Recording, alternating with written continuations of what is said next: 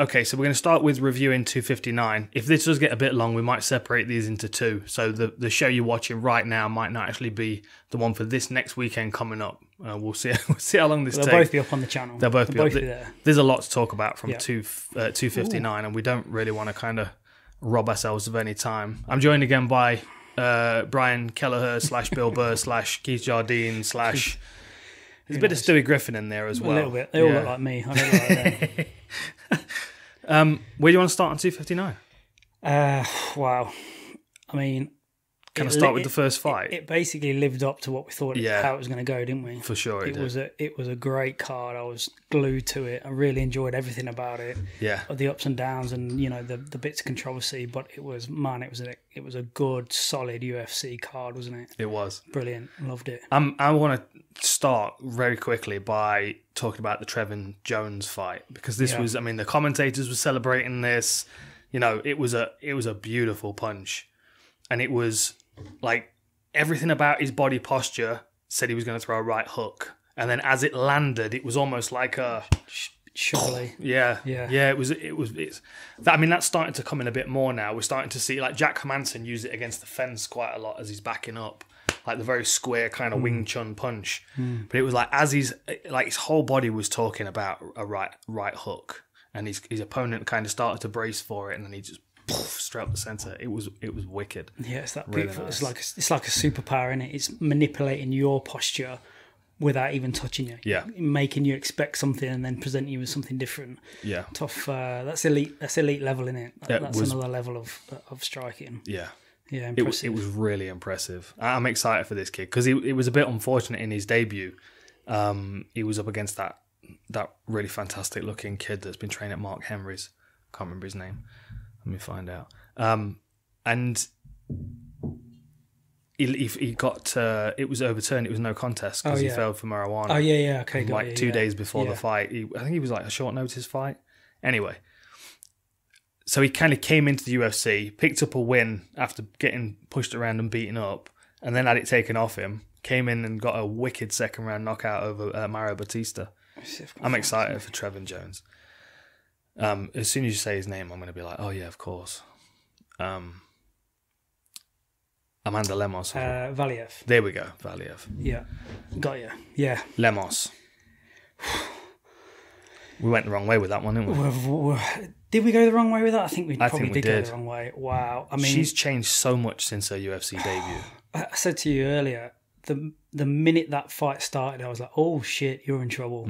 Just the way she shaped and postured and moved, I was like, oh wow, you're in so much trouble right now. Souza, goddamn, she's impressive, wasn't she? Yeah. She's like, she was just like, the way she was standing was so interesting. There was something a bit Aldo about like the torque in her frame, you know, like you know that at any point the elastic band can just... You know, and low kicks, and we were talking about the right hand as well. And Veronica pointed this out when we were watching it. It's so similar to Amanda Nunes. It's like a spear, like firing down into her opponent. She's changed so much since her debut. Yeah, the commentators picked up on it. Her stance is super solid, screwed into the floor. You know that when she throws that punch, like she's throwing for some really stable foundations. Yeah. I was, like you say, I didn't even really recognise her. She was very different. She's leveled up a lot. Yeah, I mean, she was out for a while. Like, when did she make her debut? Yeah, she made a debut against Leslie Smith, a weight class up, but that was 2017. And then after that, she got suspended for 2 years for banned substances, according to. Maybe that's why her stance is so strong. But she looks in better shape now than she did when she was failing drug tests. So it's like her training must have changed. And I was just impressed with her, just all over, like the strength and the posture, the power in her shots. One thing I will say, and I thought about this yesterday, there needs to be a fighter called Amanda who uses Lorian as their nickname. She doesn't. I don't think she has a nickname, does she? No. Like Amanda Lorian Lemos works, doesn't it? Perfect. That's missing an opportunity there. Go for it. If you're a young fighter out there and your name's Amanda, or you want to change your name to Amanda so you can make the most of this nickname, let us know, because I will support you all the way to the UFC title. Amanda, Laurie, and Lemos. There you go. Throwing it out there. I was well impressed with her. I think she's going to be, yeah. She's I mean, it's great. I'm looking forward to see her fight as soon as possible, just to see if this is something that she can replicate. See if this is who she is now. She's got a skill set at the point where she can repeatedly do that. But get her back in. I want to see it. What did you think of the referee jumping in and saving him? Yeah, I mean, she's been dropped twice, and it was like, I mean, I was surprised he stepped in, but I didn't mind it because the fight wasn't going to change in any way. Like we've touched on a numerous amount of times, my reset position is on the side of safety of the fighter, and that's, you can always live to fight again, and the most important thing is, even if it is, I think it's a smart move. It shows a level of understanding from that ref that he understands this is a mismatch, and this is not quite right. Something off here. I need to protect her here, and I think it's the right thing to do. It would drive some out and out fighters wild. That I would say that. Yeah. But I'm afraid that's my perspective on it. I wonder if the Lemos Souza fight and the Medic Cruz fight was switched in order. If he'd have stopped it so soon, because the fight previously with Medic, you could listen to both the commentators and they were going, "Yeah, you can stop this fight. I mean, this fight can be stopped now." Yeah. Oh no! And it DC made a joke about it. It was like Mark Smith came to watch a fight, and he's going to get. yeah. But it was like what? Honey, he took 45 punches with nothing coming back. But then, I don't mind seeing that when you see straight away that this fight's not going to turn around. Younger fighters' careers a bit earlier on. Obviously, the ref puts himself at risk for criticism there, but it's just the risk it's a risk. It's a risk you take, and everybody knows it's coming from the right place. It's unlikely to be incompetence in that stage. It's either an out-and-out mistake or it was probably the right thing to do. And I think in this stage, this situation is probably the right thing to do. It was almost like you could just kind of tell by her posture when she went down the second time. She was like I'm done. Yeah. Get me out. Brady looked good, didn't he? Sean Brady. Man. He's got some wicked tattoos as well. I love him. You know that leg tattoo, that leg sleeve that he's got with the koi fish? It literally looks like fabric. That's how well done it is. Yeah. It's so well. It's like we touched on in the preview. I wonder if it's. Oh man, it'd be an undertaking doing it the Tabori style, but it'd be pretty cool if you get a whole leg sleeve done, tapped. Oh. Very, very cool. Man, he's dangerous, isn't he? Yeah, he's good. Dangerous. I was thinking as I was watching it, his striking is still. It's got a little bit to go, isn't it? It's not quite as fluid as it could be, but I think he has a serious understanding of that range. Yeah. He kept landing counter left hooks all the way through the fight. Really nice, clean. Like Matthews was pressing him against the fence, and he was just like, who is it? Mayweather, as he peels out the corner against Ricky Hatton, cuffs him on the side of the head, and just, use that momentum. Yeah, I was impressed with him. He's going to be a problem, isn't he? And called for a top 15. And rightly so. Yeah. I think he'll fit nicely in that top 15. What is he? 4 fights in a row now in UFC. I think, and that result, I would take a lot of confidence from that if I was Brady. Like that was he's a tough guy to beat, experienced guy, been around forever. Like we touched on in the preview, that's a very, very solid win for him. Yeah, it is. And the chat around Brady is like people respect him, people know he's good, and they know he's coming.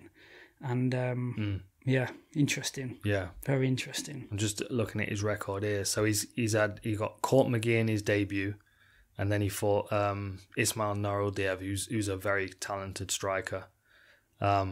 Austrian Wonder Boy, I think that's his name. So he came in on 2 unanimous decisions, and now he's got 2 finishes. He's Felder's company. Yeah, I believe he is. I think so. Yeah. I'm very excited to see him. This next one was interesting as well. Ulberg against Nzechunkwu. Yeah, it was a bit of a frustrating watch, that one, for me. I'll be honest, because it was so especially in that first round, it was like Ulberg was just doing what he liked, and it was like someone had took a kid into a sweet shop and said, "You can have one," and he's like, because it was a point where he was like holding his wrists up against the fence. It was like he didn't know where to attack first because he had so many options, and he ended up just letting go and walking away. And he landed that. Was it a head kick or right early on and hurt Nzechunkwu? He was definitely hurt. He was hurt at a lot of that. And, immediately after I thought, oh, you just got rope-a-doped. But I don't know. I don't think he did. I don't think he did. It didn't seem like that was the plan necessarily going in. Nothing about it made me think this is a calculated thing. I think Ulberg just basically was almost there, didn't get there, and then he just... I don't know if this will translate into America, but he just shot his bolt. Yeah. It was just... It was just done. And... It made me question. I feel like City Kickboxing are a very cerebral team that are talking about how to strike and the nuances, the high level nuances of striking. And it made me question a little bit how was his preparation? Like I feel like he should have been able to unpick that problem live in the moment, and it should have gone a different way, bearing in mind the caliber of the people he's got around him. Or it's just a misread on where that sort of team's at, and Izzy is the brains behind Izzy. I don't know. I'm not sure, but I reckon they'd be upset with that. That was a win. They should have won that fight for sure. Yeah, I mean, I know like Nzechunkwu is awkward and he's a big dude, but like when Ulberg was in there, he didn't look massively undersized, and he was kind of doing what he wanted, especially in the early rounds. He just wasn't investing very well in the right techniques. I mean, if he just peppered him with leg kicks and just took his legs away, and even when he was just shelled up against the fence, if he just invested a little bit more in the body, I think it would have been over relatively quickly. I don't think it would have lasted very long. Yeah, I mean, what is it? It was a second round, was it? Yeah, because it wasn't even until the second round that Ulberg really started to look for low kicks and body shots. And the couple of times that he did it, he was effective. But all the rest of the time, he was looking for that one-shot finish for the fight, which for someone like Nzechunkwu and the way that he was fighting, just kind of covering up and walking down, he can take a lot of those shots on the arms. Isn't that the worst feeling in the world? When you just know you're done. You just like running in I'm gone. I'm gone. And they're still walking you down. Gone. Yeah. And they're still walking you down. I mean, it was a little bit like the Sterling Petr Yan fight. That's kind of what he does. He walks you down and forces you to work at a pace that you really don't want to.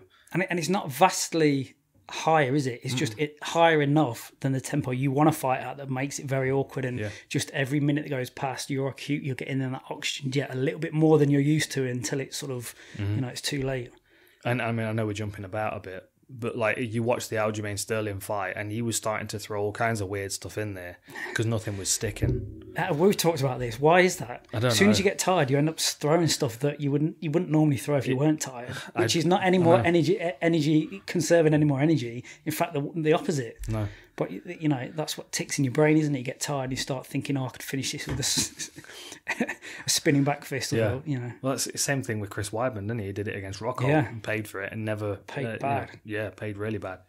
I feel like it's a bit. It's panic, and like watching the fight back, especially into the fourth round where the disqualification happened.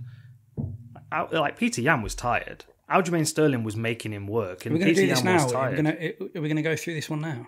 I'm just kind of jumping around. We may as well go after it. Yeah, I feel a bit like. I mean, Petr Yan was tired, but the point of difference was he was making better decisions. He was tired. Yeah, he was tired. He was mildly fatigued. Yeah. But it was difficult to tell because he wasn't throwing spinning kicks and spinning back fists and doing all manner of crazy stuff that you wouldn't do if you were fresh in the first round. He was just doing that. And it was a mildly uplifting his tempo. Just started landing a little bit more. Just started picking apart his trip game. Like we were saying, it's like that's how you used to get people on the floor at school. You just to trip them up like that. Oh man, I honestly thought right up until that point, I just thought this is an exceptional performance.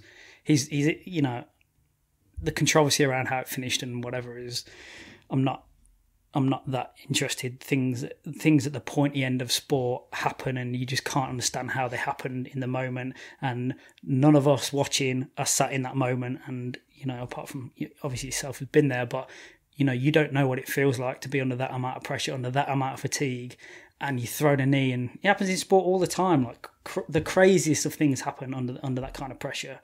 So apart from that, which I'm not that interested in, I thought it was a beautiful performance by him. He was, if that had carried on, it's a 99% chance that Yan's winning that fight.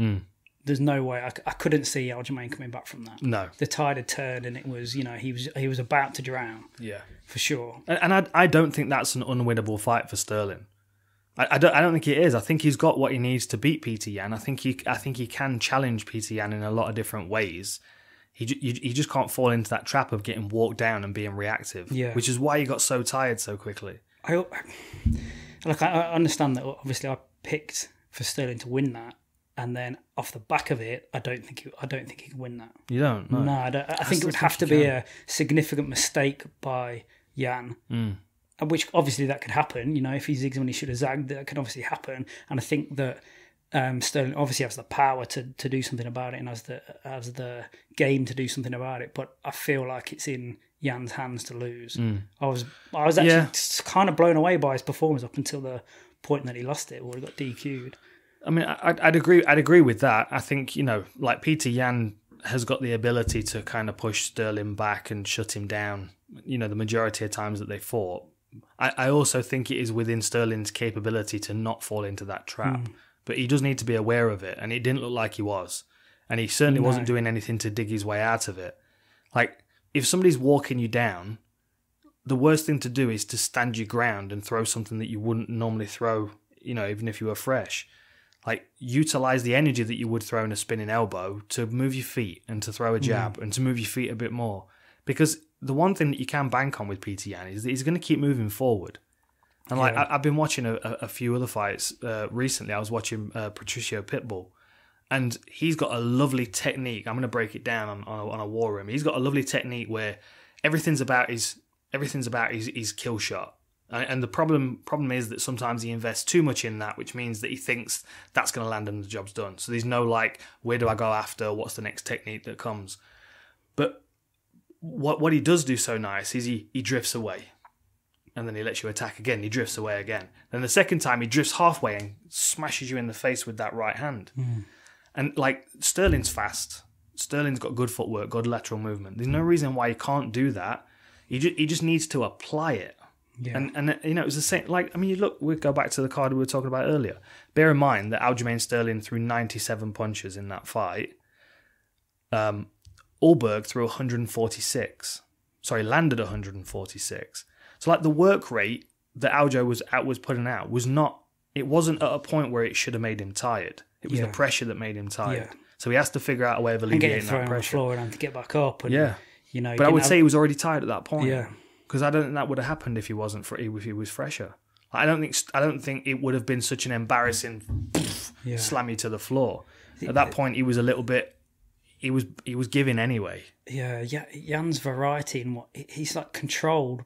It has controlled variety. It's very calculated, the amount of variety. He doesn't do the same thing over and over again. He's constantly just picking out a technique, picking another one. He's trying to piece this all together. Man, I'm all about him. We were talking about Canelo earlier as well, and it's the same thing with Canelo. The thing, I can enjoy and appreciate a Lomachenko performance, and it really is impressive what he's able to do, especially with his footwork. There's a lot of flair on his game still. With Canelo, there's no flair.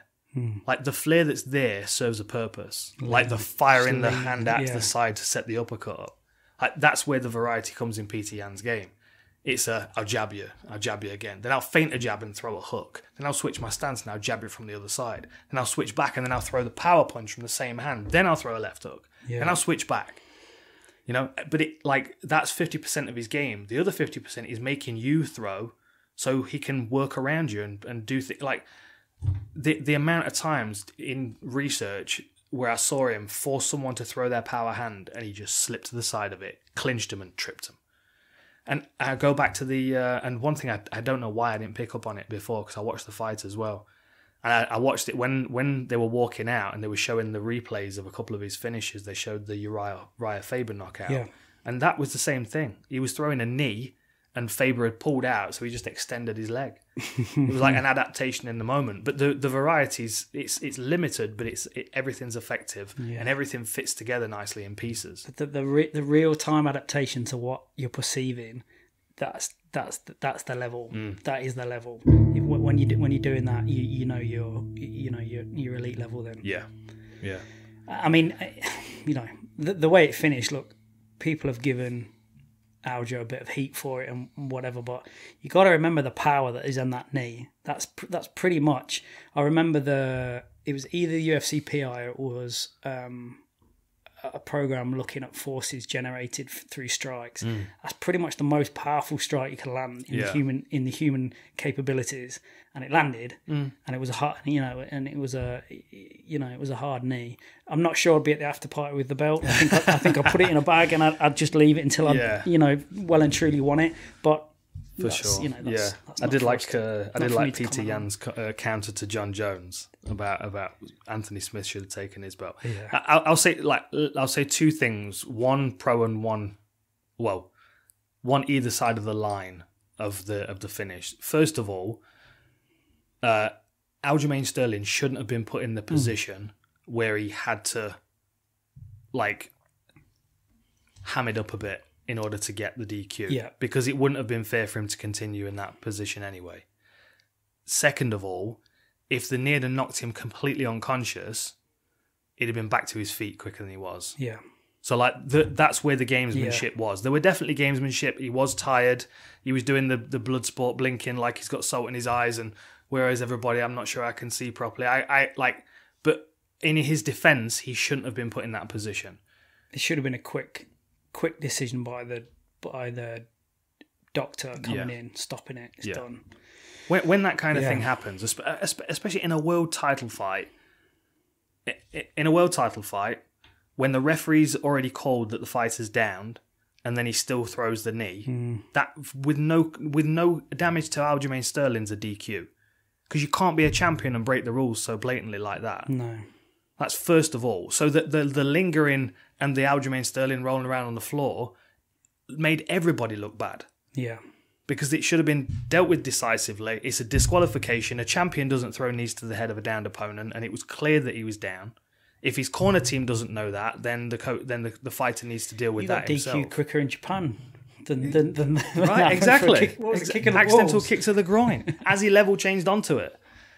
But, I mean, obviously we don't like to see people get disqualified, and we don't like to see belts being taken away. But for a champion to lose their belt by disqualification, it shows a lack of attention to the rule set that they're competing under. A lack of understanding. He knew that he was down on a knee. If you don't know the ins and outs of those rules, if you're not sure, but if you're thinking clear enough to understand what you're doing, then you're obviously you're also thinking clear enough to understand the consequences of that. Mm-hmm. Like if he threw that on purpose because he wanted to hurt him, then he knew he was going to get DQ and he knew he was going to lose his belt. So that doesn't really make sense either, does it? No. But that's when we first started this conversation, is what I'm saying about the moment in sport. Like, I can't tell you the number of times in team sports where someone has just given a penalty away where everyone just looks at them going like, you clearly know that's against the rules. What are you doing? Yeah. And it's just, that's what happens. So, but then that would concern me, because that would show that was a lack of control on Petr Yan's part. From a very controlled human being. And also a champion. Yeah. You know? So what is it then? We're running out of options. He's either deliberately done it because he wanted to hurt him, which if he's being that deliberate, he also knows the consequence of that, you would think. He's more tired than we thought he was, which is obviously, which could, that's a possible scenario, that he was masking it and he's got a very good poker face, but he's so fatigued, the Mr. Fatigue is in there, and he's just made a wrong call at the wrong time. Or what? Like, we're running out of scenarios. Bad advice from his corner team is the only other one I would say. A lack of grasp of English, because the referee said that the fighter was downed in English. Yeah. I mean, but seems to have a relatively But then at the same time, it's not the referee has no onus to tell the fighter that their opponent's down. Yeah. Like that is on you to recognise that. It was, I don't know. It's a tough outcome, isn't it? It's just a bitter outcome for everyone, really. Yeah. People are questioning Aljamain, people are questioning Yan, people are, questioning the ref and the doctor. It's just a horrible sort of conclusion to what messy, isn't it? Yeah, to what was a good fight. It was a really good fight. And, I still stand by the fact that I felt like the tide had turned, and it was only going to end that way anyway. But it's a shame. It's a shame that's the consequence. There was a lot of information. There was a lot of information that the referee gave the doctor as well, which I found strange. Like the doctor and the referee's interaction should be, doctor, come in and have a look at this fight to tell me if they're able to continue. And the doctor goes, they're not able to continue, or they are able to continue. Based on symptoms and the call by a trained medical practitioner. Yeah. Whereas the ref was in the doctor's ear and he was like, I did tell him it was a downed fighter, so it was probably irrelevant. Completely irrelevant. Then you're putting the doctor in a position where they have to make a call whether the illegal shot was fair enough for the fighter to continue, even if they are able. I took a knee in my debut, my UFC debut. Yeah. And the truth is, I don't remember it aside from what I've seen on the video afterwards. But the fighter's intention is always to keep going. You know, I mean, not always, but then look at the shit Diego Sanchez got for withdrawing himself from the Pereira fight. Yeah. It's just a shame, and it's a shame. Shame that's where it ended. But great fight. The idea of not making an immediate rematch is crazy. I've seen that a couple of times on social media over the last 24 hours. Absolutely has got to be it. Got to be. The quicker they can turn it around, the better. Obviously as long as Aljamain is cleared and good to go and can Yeah. But I don't fancy his chances in the rematch. Do you not know? No, not really. What about Cruz, Casey, Kenney? I mean, I was happy for Dom to see him back moving like he was moving after all of that adversity that he's been through with his knees and his health. He looked. He's a bit of an enigma, isn't he? You just don't see that, and it's nice to see because that is a different puzzle for the sport to have to deal with.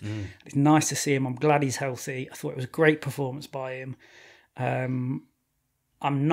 feel like the sport's moved a little bit since he was around, and I'm off that specific performance.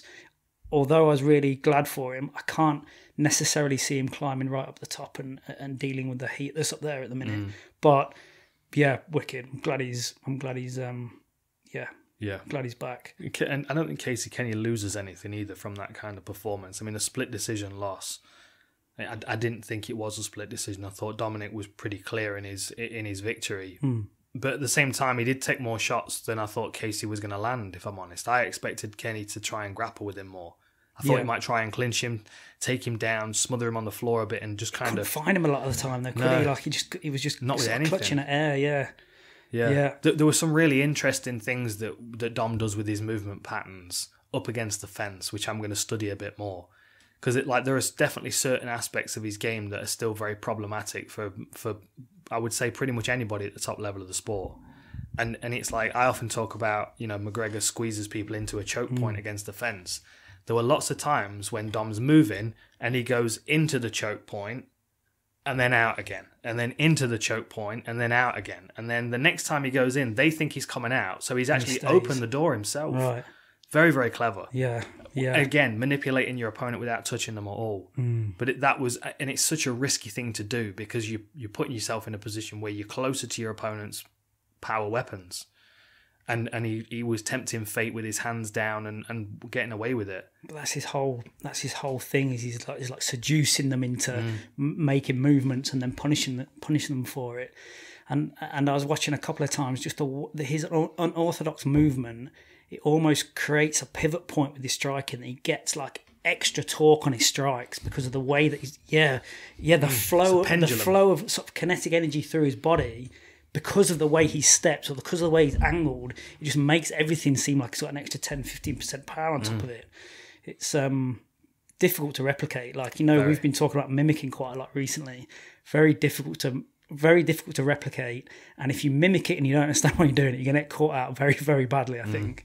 Because like you say, if you're circling yourself towards the power hand a lot of the time, which is great if you're truly understanding the plan that's in place, but if you don't, you're just going to get caught, and it's going to be lights out.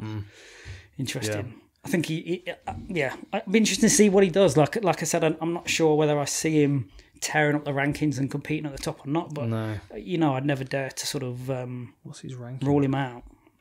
Well, this is the thing is the Dominic Cruz is always going to get those opportunities because of who he is in the sport, because of what he's already achieved. Yeah. You know, what is it? He's ranked number 11 right now.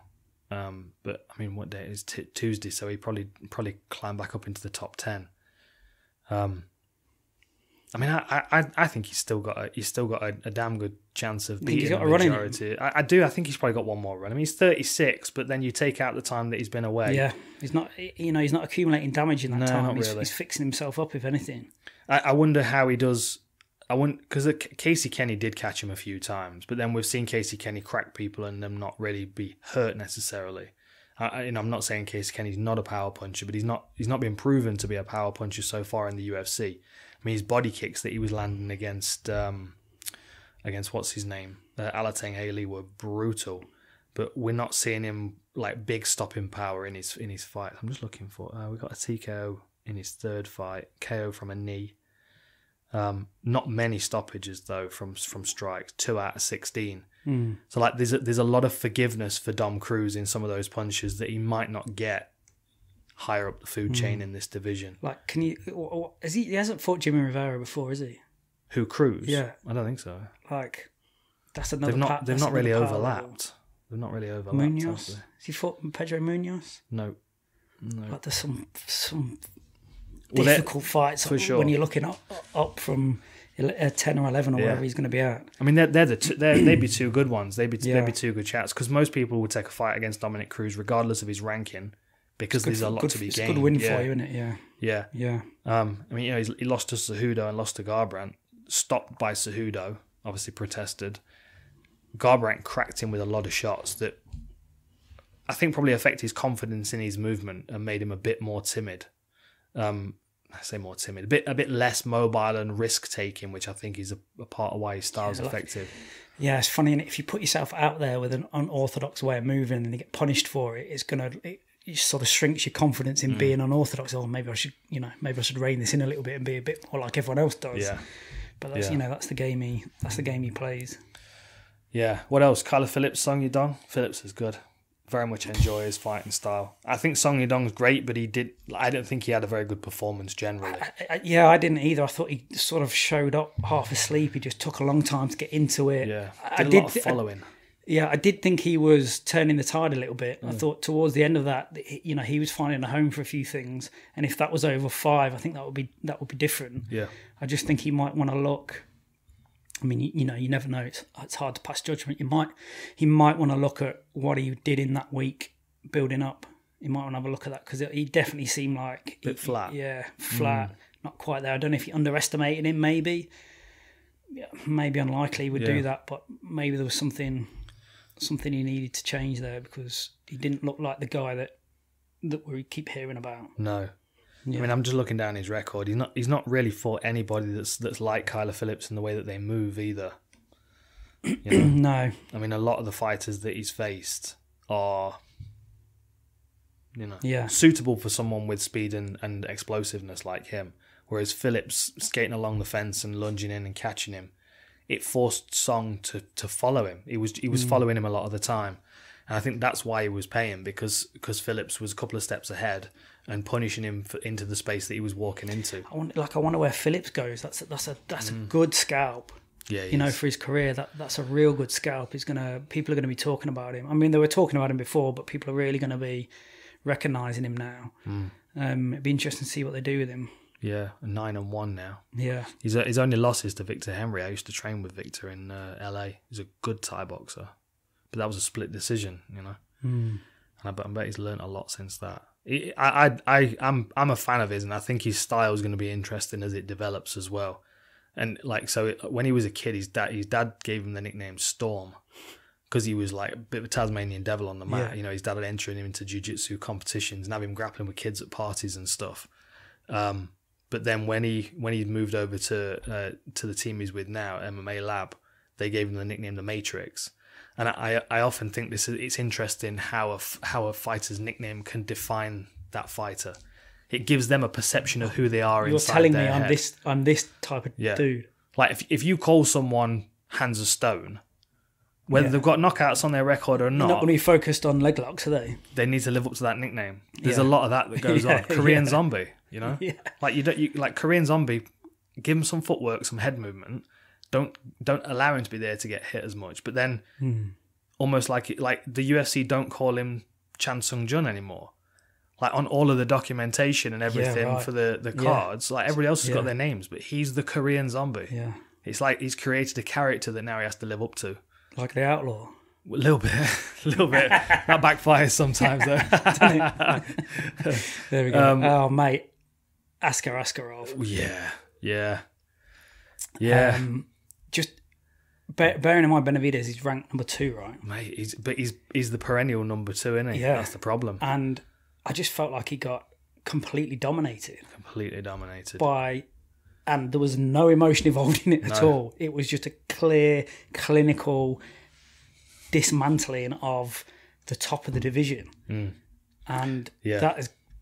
Who stops Askarov doing that to them? I'm going to pull up the UFC rankings right now. Who stops Askarov doing that? Who's able to? Because it's like... Man. Like the thing is with 3, so will he go to 2 now, do you reckon? Yeah, you've got to think you've got He's to going to leapfrog. Askarov? Yeah. I've got him ranked at number 2 on the UFC rankings right now. So the only person above him is Brandon Moreno.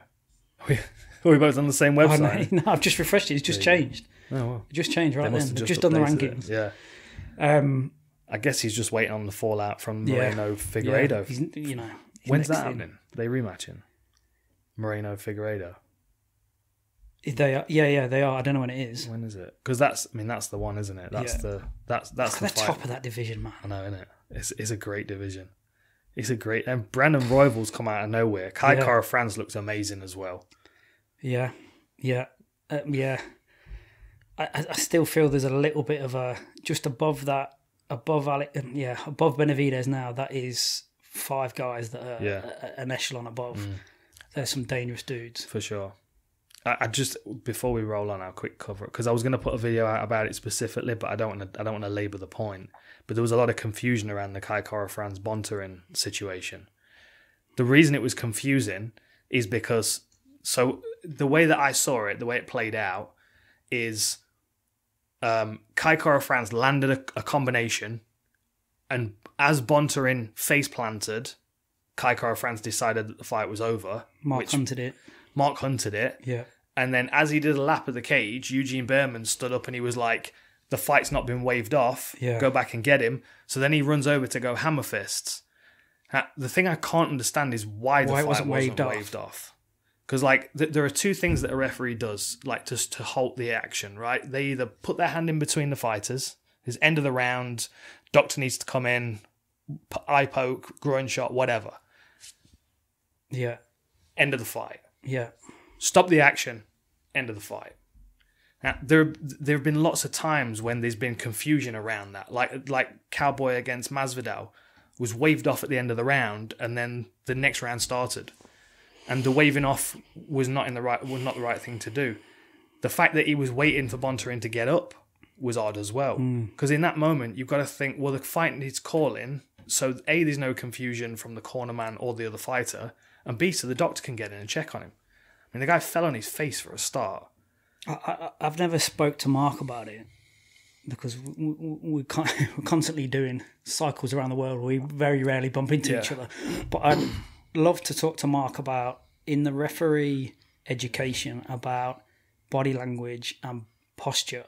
Like, how much are they looking at that and how much are they being trained to look? Because it seems to me, like we talk about all the time, one of the things we feel like we're relatively good at is pattern recognition. Is we spend our lives sort of looking at patterns in different scenarios. But it seems to me like there is a very clear pattern recognition to be done on what bodies look like when they're good to go and they're not good to go. Yeah. And I just wonder the amount of time that is dedicated to that in the education of a ref. But and the reality is, like, how old's MMA? Yeah. Like, how old's MMA? So who was around to train the referees when the referees were first starting out? Who trained Big John McCarthy to be a referee? Probably experience. Yeah. Same with Mark Goddard, same with Herb. Yeah. So, like, these guys, they are the pinnacle of the sport for refereeing and officiating. But there's still no, like, official training that they went through. They're the ones now giving the training. Like, I've done Mark Goddard's refereeing and judging course, and his his whole syllabus is based on his experience and his understanding of, you know, different scoring, sort of different judging criterias and refereeing rule sets and all that kind of stuff. But it's all educated from experience. Like there's nothing like hard, fast in place. Like first thing I'd want to know is like, are we getting anybody in that's an expert in concussion to be able to illustrate these are the characteristics that you've got to look out for if someone's concussed? CPD, continued professional development. Yeah. Are they required to get units per year of continued professional development? Yeah. Like, I just think is there a referee? I'm assuming there isn't a referee assessor. I don't think so. I mean, there's the commission for each region, or obviously, like say out in Fight Island, there is no commission, so the UFC self-govern, which means that they bring somebody in who acts as commission. Yeah, it's really odd and it's very convoluted. Professional rugby, if there's a poor performance by a referee, you have a course of not necessarily complaint, but it gets assessed, and then you have a chance to then go and ask a couple of questions about why decisions were made, and then that goes all into pot, and they're assessed. And every now and again, a referee will be dropped from the elite until they have upskilled to the point where they want to put them back in there. Yeah, which to me seems like a huge undertaking for someone, but with this sport being so young and where we want to take the sport, it seems like a no-brainer to me that there has to be accountability somewhere. Got to be somewhere. I don't know, to be honest. I mean, there's not a clear route for any of that kind of stuff. So even with Dom Cruz like requesting that he didn't want Keith Peterson refereeing him, I don't know who the fighter would speak to. Like there's not like I don't know whether there's a clear point. I mean, obviously Mark Ratner is the main guy on the UFC side for like the self-regulation. And Mark Ratner's been around a long time, very, very well respected and very good at, you know, putting things in place for referees and officials.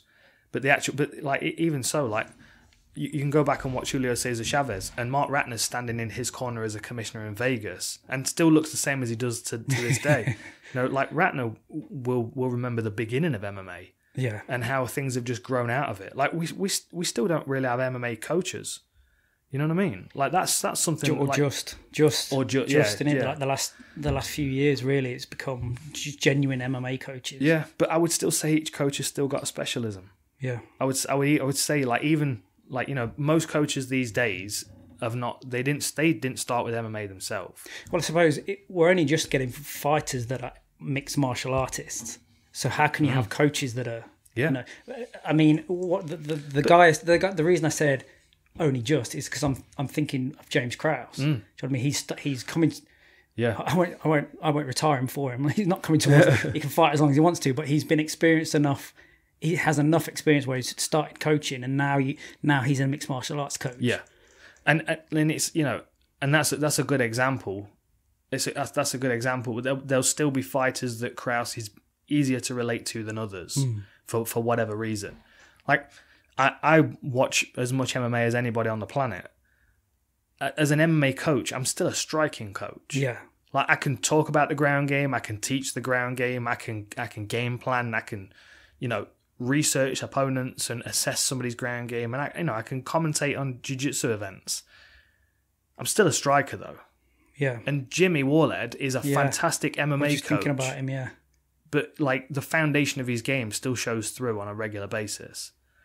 So like, and like that's us. Like we are MMA coaches in this day, and I'll tell you right now, I'm not as MMA as I would like to be as a coach. And I think any coach in the world, if they're honest, would, like some of the greatest minds in the sport. Trevor Whitman, good example, is predominantly a striking coach. You know, I know you've got people that cross over, but then you go to ATT, one of the super gyms, and they still segregate the coaching off. There's your striking coach. We've got a jiu-jitsu coach here. Like they'll have someone that ties it all together, but they're still, you know what I mean? There's an interesting book I think you'd like to read by James Smith, and I'm just going to blank on the name of it. I think it's the global theory of coaching, right? And it's a little bit wordy, but it's been born out of in teams. You have technical and tactical coaches, performance or physical coaches, analysts and whatever.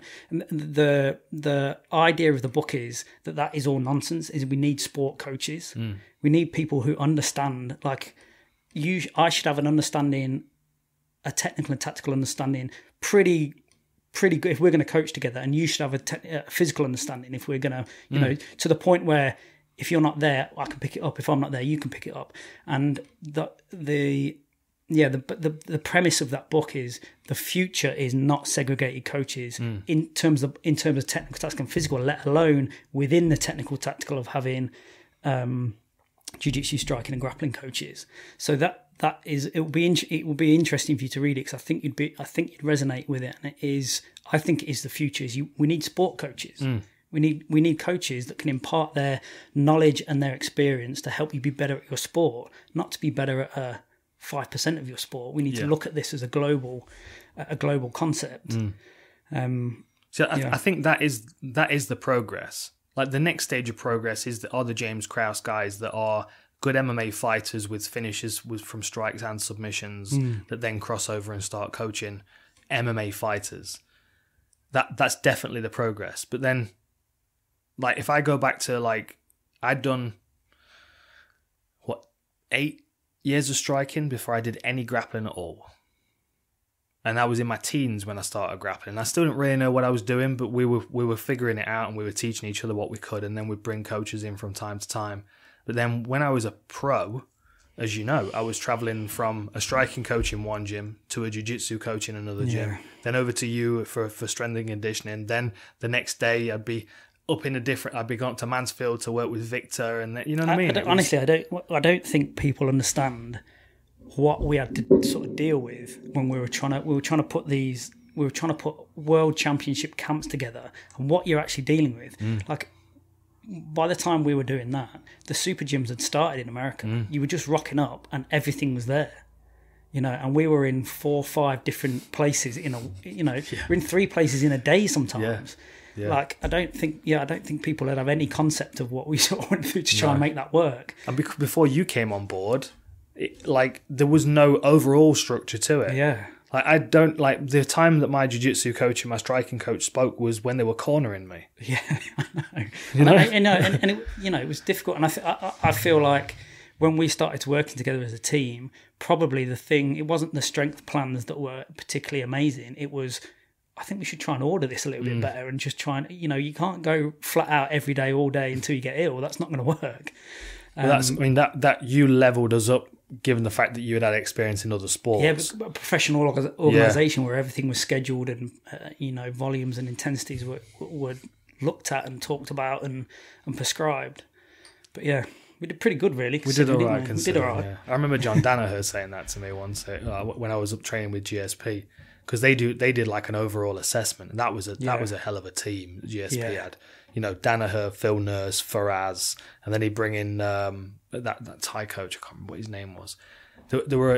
He had a great group of guys. John Chainberg was his S&C guy. That's him. Yeah. There was a Thai boxing coach that he brought in, a young guy who was a world champion. He was excellent as well. It will come back to me. But they worked as a team because they had TriStar, and GSP had the money, so he could bring everybody together. It was a pro team. Just as you would run a pro soccer team or rugby team, it's a pro team. It was good. But then, like Dan, I was chatting to Danaher, and he said to me, we did a physical and psychological assessment on you as a team. I'm like, oh, okay. What did you find? Yeah, what did you find? Really? and he was like, and we could tell that the majority of the success you'd had is in spite of your training. Yeah. I remember him saying that. I'm like, right. Yeah, you're right. Yeah. Yeah, so the running up the hills with logs on my back really wasn't helping. It wasn't me. It wasn't you. That wasn't me. No, you were running up hills in the dark through potholes. Sometimes we've got to get it done. He was working for the other side. It gets dark early here. Islam Makhachev. Yeah, let me just check the recording. Wow. Mate, I mean, to be honest, I don't really know what to say, other than he's just. The rest of the division have just been lucky. He keeps getting his fights cancelled, to be honest, because he's coming, man. He had an ablation. Oh, did he? Yeah. Oh, right. I saw it on RT Sports earlier this week. They posted it, and it was he'd had the surgery and had not told anybody. Smart. Yeah, yeah. Now you know. He just had it done. But yeah, it was like he went through the process and I mean, interestingly, obviously familiar with the circumstance. The doctor said to him that unless you're planning on being an athlete, don't bother, just leave it. You'll be fine. Just keep living your life. So he just booked himself in. Yeah, he booked himself in. Like, get it, fix it. Yeah, but I guess it was affecting him and his health in some way. I mean, slick, suffocating. He's like again, just going back to the variety of Yan, his variety that the pictures he puts out there is just frightening. Claustrophobic, isn't it? Yeah, I feel like you're crammed into a box when you're watching him. It's like, oh. Even to the point of his grappling is claustrophobic. Like, we always talk about concepts that cross sports. Well, as when you're trying to defend in team sports, you're constantly trying to take space. So, like, but in grappling, if you're trying to defend, you're trying to create space, so you've got somewhere to move. There's no space, is there? There's just no space. Nothing at all. It's an anaconda type deal going on. And even against high level wrestlers like we saw against Arman Sarukian, who gave him all he could handle, he's still better. He still edges it in every range. Yeah. And now he's got Khabib full time training him. And Khabib looks like a tank right now. Doesn't he? He's enjoying retirement for sure. Fair play to him. For sure. I mean, that squeeze he got on Drober, like I'm not really in. He just squeezed the life out of him. Yeah. Impressive, isn't he? I mean, who gives him trouble? Without going, obviously there's one name that's going to come up, but who gives him any trouble? Who can you see right now that gives him any trouble, really? Well, where is he? So he's moved up 3 places. He's at number 11 now. Felder won't fight him because Felder's not looking for those kind of fights. I think Dariush could be an interesting test given how his ground game is. I think Hooker, RDA, McGregor, I think Tony Ferguson, he probably rolls over Tony Ferguson at this stage. I think he's calling out Tony Ferguson to punish him for mouthing off at his boy. And I'd like to see the Tony Ferguson fight, but I just don't want to be disappointed when Tony pulls out of another fight. I can't get emotionally invested in something with Ferguson in it. Tripped over the bathtub in his cage at the gym because he was wearing sunglasses and training in the dark. Yeah. Yeah. Or a float tank collapsed on him or something. He needs a psychological assessment, not a fight against Makhachev. I mean, Chandler, I think, would be a really interesting fight. It would, of course. The only thing I thought about that is as much as the UFC put the best against the best, do they want to do that right now, or do they want to just tread water a little bit? Yeah. Like, Chandler's the boy come across, he couldn't have got off to a better start. Do you really want to give him to Makhachev now? That's it. You can put him in much more interesting fights. Yeah. Where you've probably got 3 where before you have to make this fight. Yeah. And he's up there though. Yeah. I mean, I don't think Tony Ferguson fight makes sense because Tony, I think, could do with adding a win to his record. I won't mind seeing Ferguson against Hooker. That'd be an interesting one. Obviously, Dan Hooker's only just got home from Fight Island 3 years ago, so poor lad. But like, I think Tony Ferguson needs to be matched fairly with someone to see if he's still going to get wins on his record after he was murdered by Oliveira. I think if you want to make the Oliveira-Khabib fight, or if you want to tempt Khabib to come back, given the fact that Oliveira was the name you mentioned, that would make sense. But there's no point in Oliveira slipping that far down the rankings to open himself up for that loss. Because, it's Gaethje been... I mean, like, what's going to happen if he fights Gaethje? Yeah. Probably. Surely you'd think it's going to be a similar outcome. You'd think so. Unless Gaethje learned a lot from that fight and feels like maybe he's not got the level of skill that Khabib's got at this point. But the likelihood is he's only going to get better and better. Yeah. Dustin Poirier is another fun one. The thing, none of those guys are going to drop down to number 11 to fight. He's number 11, but he's only number 11 because of... I mean, I think he even said, "Look, I'm just being out. Like, I'm not down here really. You give me a couple more, I'll show you where I'm at." Yeah.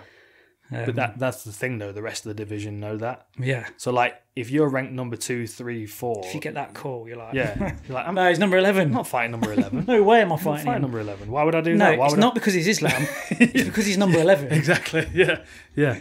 because he is a legit. It's snakes and ladders, isn't it? Like he is legitimately can bump you down the rankings pretty quickly and elevate himself off the back of it. I think they'll do Tony because Yeah. I can't think of the top few who are going to accept it because it's a lose-lose. I mean, Tony was confident going into the Khabib fight. Yeah, I think they'll do Tony. I wouldn't mind seeing the Dariush fight. Yeah. Tony or That'd be Dariush, interesting. innit? Yeah, and obviously Chandler being an interesting one, but they're not going to risk that right now. No, it's not. That's not good business, is it? Don't see it. No. Where are we at? What else do you want to talk about? Well, I mean, we've not talked about the main and co-main yet. Yeah, Amanda is just. I don't know what do you do with her? Who do you feed to her next? I don't know. You've got to start looking outside the organisation, I think. Yeah. I think you've got to. And unless, like, the challenge for Nunes now would be to go down. Down and then down. I know, we don't want, What else is there to do? Like, if you're proving a point. I mean, she's not ripped. No. She's not super lean. There was movement there. Yeah. I just don't know. I don't know whether I want to be pushing that narrative, really. We like people fighting at the weight they should be fighting at, that's healthy for them. I agree. But if that's the case, oh gosh, she's just a if beast. that's the case, you're going to start having to, like, sign more fighters from other organisations. Yeah. Like, and I just don't think. I mean, Megan was the Invicta featherweight champion, and had defended it, and Just wasn't in it. Just wasn't in it. That, like, It's a chasm. descending right hand where she just down cracked her. Oh man, no, Yeah. thank you. Yeah, I mean, she's a great champ. She doesn't put a foot wrong. She's great with the media. You've done some great pieces with her. She's a wholesome, good champion that absolutely wrecks anyone that comes anywhere near her. Like, maybe we should just leave her be, let her be the champ. She's at the top of the division. It's up to the organisation to bring prey to her. It's not for her to have to drop down. She's solidified a legacy for herself. That I mean, who is that? It's unlikely to be. Like Jermaine had a good submission last time out, and there she's like 0-2 against Amanda. But the second time out, she gave a much better account of herself. I mean, Holly's always going to be in and around. Kunitskaya maybe on the rise. I mean, she's picked up wins. Aldana just couldn't get around Holly Holm, and I know Amanda would give her a different kind of fight, but there were basic problems that needed to be solved in the Holly Holm fight, and she didn't do it over 5 rounds. And her corner team were giving her no help at all. And then, like, after that, you're looking down. I mean, Pena could definitely be a contender, as could Ketlin Vera. Probably makes sense as the next one, innit? Pena. They need, Pena lost to Durandamy by submission. That was a massive hit for her title aspirations. I mean, she's pretty much got the division on lockdown, and she's beaten everyone that's worth beating once, or the people that she's beaten have beaten people that are worth beating. Yeah, she could fight once a year and just wait for someone to be brought to the sacrificial table. Yeah, I mean, I wouldn't even mind seeing a crossover, do boxing or kickboxing or something like that. Maybe even get into like the professional grappling world, just to just to see. It's the beauty of pro sport is no one's ever happy. No. She's never happy. Like, she's dominating 2 divisions and we still can't leave her be. Or she should go down. She should cross sports. Like, it's just the nature of sport, and it's like, make her do something else. Yeah. Make her do something else. Yeah. Yeah, just impressive. You've met her a few times, I've never met her, but she seems like an impressive human. She's super professional. She's a credit to the sport, really, isn't she? They're already talking about having another baby as well. Nice. Yeah. I'm happy for him. Glad I talked about the co-main event, because this played out. Well, there were lots of different ways this could have played out, but Yan needed to work hard regardless to get the win, and he did work hard. Yeah, the main event. Yeah, like he did work hard, and he did do well. Every round, I thought he did well. I thought the third was the worst for him, but it's sort of not that it needed restoring, but I got a good feel from this event, from the main event. Yeah. They were very respectful of each other, even to the way that they went about working each other out in real time. They were very respectful of each other. There was not necessarily any bad blood. There was 2 elite mixed martial artists figuring out who was the best. And Yan took the honours. Yeah. And it's made our 7 out of 10 times prediction look a little bit ropey, but that's one of the 3 times. Or I mean, maybe we did underestimate Yan. Maybe it's 50-50. Maybe Yan's 60-40% going to win. If they fought 10 times, I still stand by it though. Every time Yan wins, he has to work hard for it against Adesanya. No matter how many ways that fight plays out, there's never an easy win for Yan. No, but apart from if you kept playing them out, he would find that efficient way of beating him. And clearly the efficient way of beating him is getting hold of him. Yeah. As soon as you can get hold of him. The weight class is a weight class for a reason. As soon as you saw that, you're like, oh. But, having said that, Adesanya looked sizable at a distance, but then as soon as Yan got his hands on him, he looked like he was made out of polystyrene. I'm telling you, man, that wagon back is not crazy, something you can mess around with. Those takedowns that he landed, it was almost like he was just too big for Adesanya's body. It was like he completely wrapped him up. Yeah.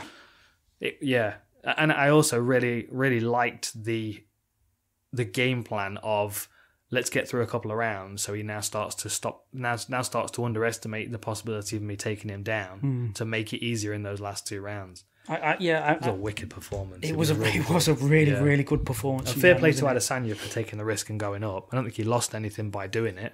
But that's what I mean about the sort of feeling about the main event. No one lost it. No. Nothing was lost here. The sport won. Yan won. Izzy didn't lose anything.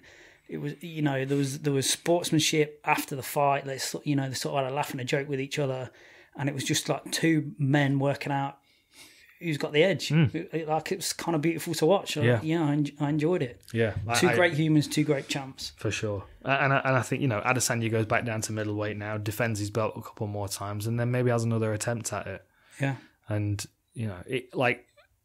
he's looked very well rounded in some fights against some fighters. He didn't look very well rounded against Yan, and I don't think that was necessarily down to the size of Yan, the weight class, or anything like that. I think it was down to the fact that once the takedown offense fails, that's the end of the grappling exchange for Izzy. Right. Yeah. Yeah. It's like you've got weaponize his. Yeah, a little bit.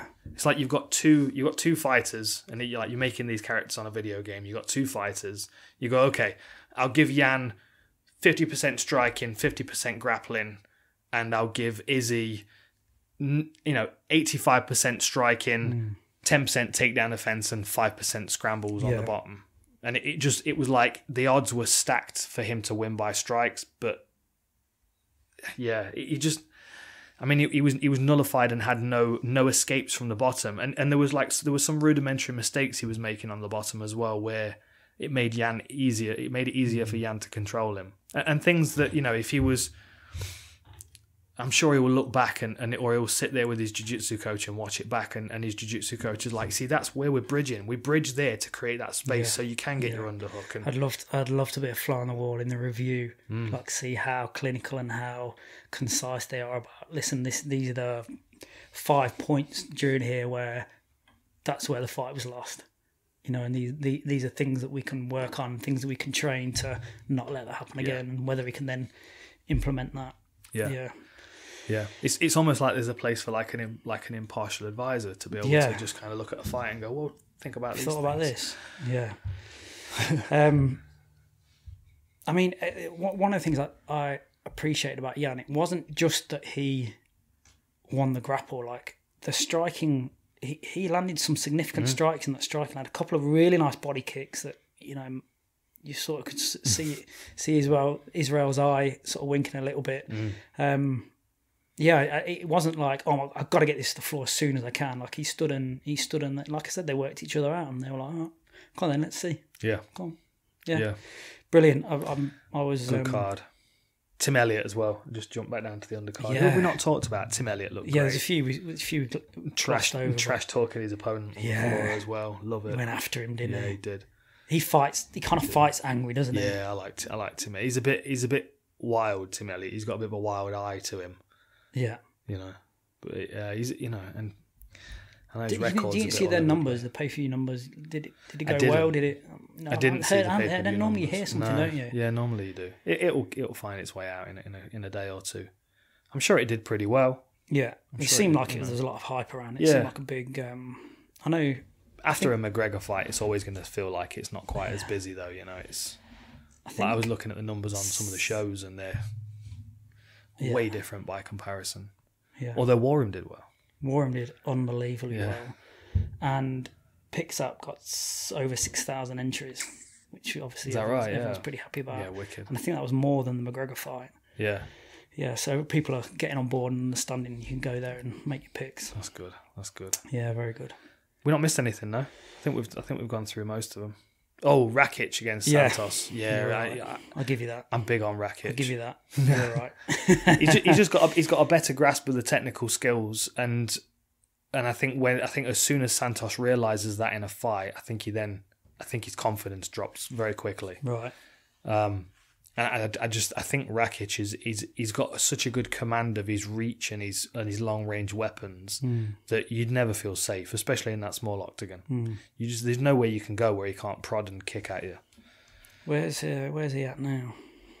What rankings wise? And who are they going to match him with? Well, he's ranked number 2. So we've got Yan as champ, Teixeira next, who's obviously the next contender. Rakic, Reyes, Santos, Prochazka, Smith, Ankalaev. Ooh, Ankalaev's climbing, isn't he? He's the shark in this division. Oh, we've got a couple of we've got Serkinov this weekend. Yeah. He's Serkinov at 11, Ryan Spans at 13. Yeah, so we'll chat about him in a minute, won't we? Yeah. But I mean, you're looking at this division. Prochazka's a very interesting one because of the way he fights. He's very unusual in his approach, and I think that could be quite unnerving for a lot of people. I think honestly unnerving for everybody above him aside from Teixeira. Like Teixeira's so sure in his game. Tough to unnerve him, innit? It is. Tough to unnerve Glover. It is. He's been around too long. But then Ankalaev, I would put him in there against any of those top 5 right now, and I think he's a problem. I think he's a real problem. Rakic, though, he's positioned himself for the winner of the Teixeira-Blachowicz fight. For sure. And I think Rakic is also somebody that could, he's got the kind of physique that he could step up a weight class and be a small heavyweight and be very effective as well. I mean, I repeat this far too regularly, but Miocic weighed in 235. Yeah. Like, you've got to think John Jones starting training camp for 205 is probably around that. You don't fancy Rakic against some of the big boys in that heavyweight division, the big boys. Yeah, maybe not right now. But then, I mean, it's quite clear that he's keeping himself in this weight class. Yeah, like, I reckon he's got the frame to fill out a bit. I wouldn't be surprised if he goes up. Rakic. I tell you what, I've said this a few times as well. I'd love to see Gustafsson come back at heavyweight.